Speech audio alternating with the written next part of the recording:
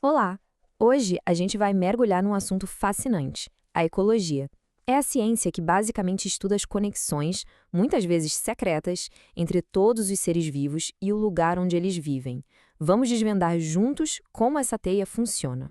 A pergunta que vai guiar a nossa conversa é essa: de um serzinho minúsculo até o planeta inteiro, como é que a vida se conecta? Para descobrir a resposta, a gente vai fazer uma viagem do micro para o macro, revelando as regras que governam o nosso mundo. Ok, então vamos começar pelo começo, né? Pela unidade mais fundamental de todas na ecologia, o organismo individual. Um ser vivo, seja ele uma planta, um animal, qualquer forma de vida. Bom, todo organismo tem um lugar onde a gente pode encontrá-lo, certo? Esse lugar é o habitat dele. Para simplificar, é só pensar no habitat como o endereço de uma espécie. É o espaço físico onde ela mora. Agora, tem um outro conceito que é ainda mais legal, que é o de nicho. O nicho não é só onde o organismo vive, mas o que ele faz por lá. É o papel dele no ecossistema, o seu trabalho ou, como diz ali, a sua profissão. E aqui que a coisa fica interessante. Várias espécies podem sim dividir o mesmo habitat, o mesmo endereço, mas elas conseguem sobreviver porque cada uma tem um nicho, uma profissão diferente. Isso é fundamental para evitar que todo mundo saia competindo pelos mesmos recursos o tempo todo. Beleza! Agora que a gente já entendeu o indivíduo, vamos subir um degrau e ver como eles formam grupos maiores. E, claro, quais são as regras que governam o crescimento desses grupos.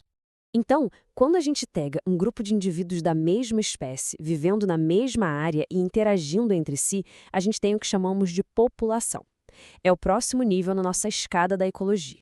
Olha, em teoria, toda população tem o que os cientistas chamam de potencial biótico. Imagina só um mundo perfeito, com comida à vontade, sem predadores. Nesse cenário ideal, a população poderia crescer sem parar, exponencialmente. Mas é claro, a gente sabe que o mundo real não é assim, né? O ambiente sempre impõe limites. E essa força contrária, que freia o crescimento, é chamada de resistência ambiental. Ela inclui coisas como falta de comida, predadores, competição e por aí vai. Por causa dessa resistência, o crescimento na vida real segue um padrão diferente, uma curva em formato de S. A população cresce, mas depois ela se estabiliza quando atinge um limite. E esse ponto de equilíbrio, que é um número máximo que aquele ambiente consegue sustentar, é um conceito super importante chamado de capacidade de suporte. Agora, vamos dar um zoom out ainda maior. A gente vai sair das populações para olhar os ecossistemas inteiros, onde o mundo dos vivos e o mundo dos não vivos interagem seguindo duas leis que são fundamentais. E a primeira grande regra é esta: a energia é uma via de mão única.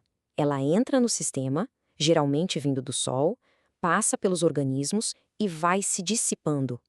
Ela flui, mas não é reciclada. É exatamente assim que o fluxo funciona. O capim pega a energia do Sol. Aí vem o gafanhoto e come o capim. Depois vem o pássaro e come o gafanhoto. E a cobra come o pássaro. A energia vai sendo transferida de um para o outro. Mas agora vem a parte que mais surpreende. Essa transferência de energia é muito, mas muito ineficiente. Apenas cerca de 10% da energia de um nível consegue chegar ao próximo. É isso mesmo, 90% da energia se perde a cada passo. E para onde vão esses 90% que somem? Bom, o organismo usa essa energia para viver, para se mover, respirar, e uma grande parte simplesmente se perde na forma de calor. É por isso que as cadeias alimentares não costumam ser muito longas. Lá no topo, quase não sobra mais combustível para sustentar outro bicho. E isso nos traz direto para a segunda lei. Se a energia só flui em uma direção, a matéria, ou seja, os átomos, as moléculas que formam os seres vivos, essa sim é constantemente reciclada dentro do ecossistema. E quem são os responsáveis por essa reciclagem? São os heróis anônimos do ecossistema, os decompositores. Fungos e bactérias quebram a matéria orgânica morta e devolvem os nutrientes essenciais para o solo. Eles fecham o ciclo, garantindo que os blocos de construção da vida possam ser usados de novo e de novo. Para fechar nossa jornada, vamos dar um último passo para trás e olhar o quadro completo, a imagem inteira e super conectada, e pensar um pouco no que isso significa para todos nós. Ao longo da nossa conversa, a gente subiu por essa escada, começamos no organismo, passamos pela população, pela comunidade de várias espécies, pelo ecossistema e finalmente chegamos na biosfera, que é a soma de tudo, a camada de vida que envolve o nosso planeta. Uma organização incrível. E é aqui que tudo se amarra. Cada um desses níveis está conectado pelo fluxo de energia e pela ciclagem da matéria.